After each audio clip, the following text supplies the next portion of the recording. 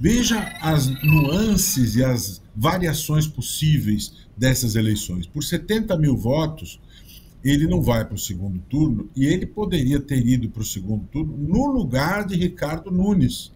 Ele poderia ter tirado o Ricardo Nunes do segundo turno e se nós tivéssemos tido um segundo turno entre Marçal e Boulos, eu não sei qual seria o resultado, porque o índice de rejeição de Marçal era superior ao de Boulos. Nós poderíamos tido a vitória de Guilherme Boulos nesta eleição, né? Ou não. Eu não sei qual seria a dinâmica dessa campanha nas 3 semanas do segundo turno. Então você veja as variações, e nós estamos falando de 70 mil votos num universo de 7 milhões de eleitores, né? E Marçal, como é que chegou a esse patamar de votos?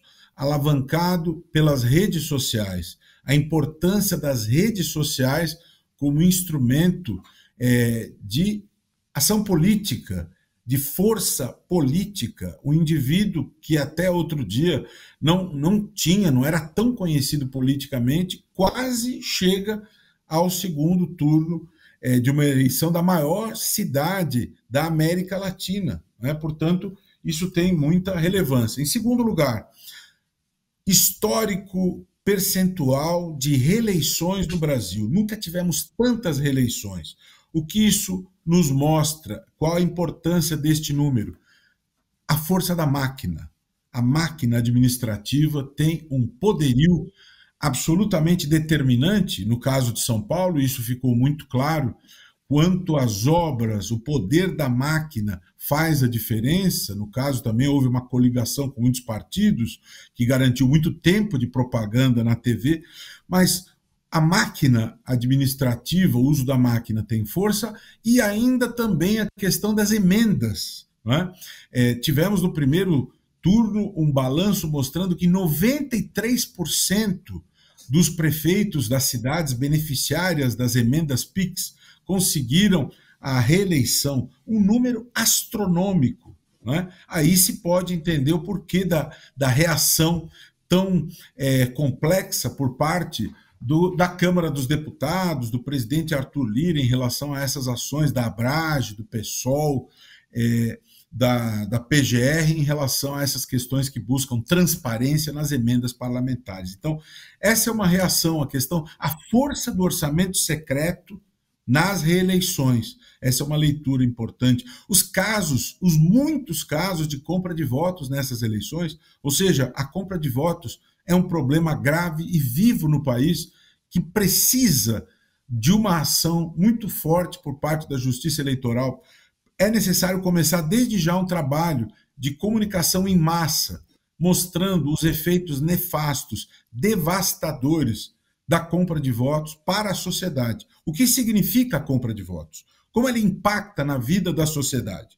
Naquele momento se oferece um churrasco, uma cadeira de rodas, uma prótese dentária, mas depois o que isso gera como consequências para a sociedade no dia seguinte, não é?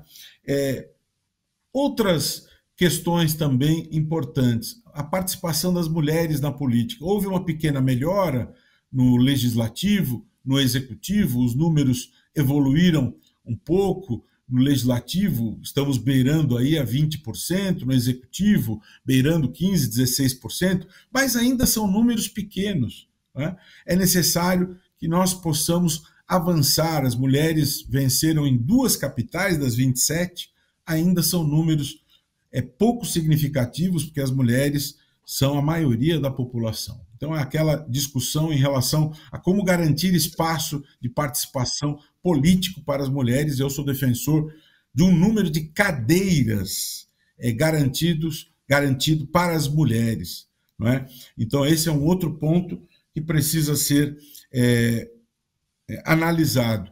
E a força política de certas figuras e também o balanço que sai dos partidos e das figuras. O PSOL não venceu em nenhuma prefeitura. O PSOL não conseguiu eleger ninguém, nenhuma prefeitura. O PT fez uma capital, em Fortaleza, mas poucas prefeituras, mas o PSOL não elegeu nenhuma prefeitura. A esquerda se vê numa situação ruim nessas eleições. A grande vitoriosa, do ponto de vista político, é o centro, centro-direita, e o indivíduo que sai fortalecido, o líder político, é Gilberto Kassab, o PSD, que elegeu mais prefeituras, que elegeu mais capitais, e Kassab tem 3 ministérios, Kassab está no governo Tarcísio, Kassab foi o fiador da candidatura Ricardo Nunes, uma figura política de grande talento, de grande articulação e que ganha muita força política neste cenário todo. Né? No entanto, outras pessoas que no passado tiveram a sua força, o seu prestígio, como Joyce Hasselman, a mais votada em 2018, tem um declínio considerável em 2022, teve 13 mil votos na candidatura a deputada e nessa eleição apenas 1.600 votos. A história não garante nada, é necessário nas urnas demonstrar que tem ligação com o eleitor. Né? Então, são muitas leituras que podem se extrair destas eleições, mas vamos ouvir a Camila, eu não quero monopolizar a palavra. Camila.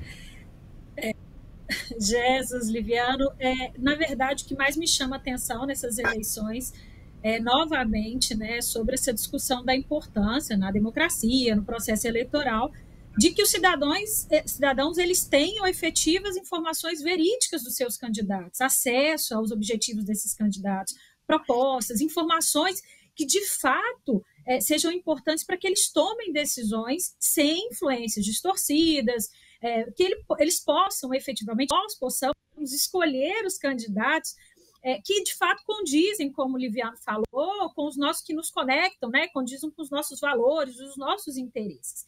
A gente está falando, e esse é o tema que eu não me canso de repetir, porque de fato ele é muito caro para mim, que é da importância da verdade, da ética no processo eleitoral. E isso me chama cada vez mais atenção. Parece que a gente está tentando ensinar os nossos filhos a engatinhar e eles já são adultos suficientes para já saberem andar com as suas próprias pernas, mas a gente ainda está lá atrás, né? A gente tem que entender e a gente tem que batalhar e a gente tem que efetivamente lutar para que necessariamente a ética e a política andem juntos, né? É inarredável que é necessidade que os instituições ajam com princípios éticos em busca do bem comum, e isso no processo eleitoral é indiscutível.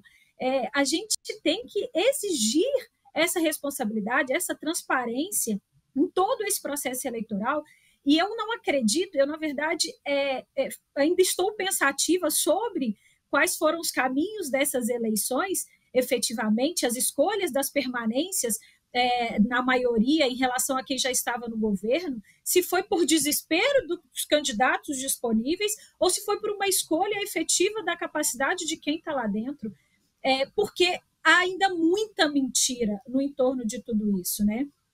A gente precisa batalhar efetivamente para evitar posturas que deturpam, influenciam de modo imoral o processo eleitoral, né? Como fake news e outras posturas nesse sentido.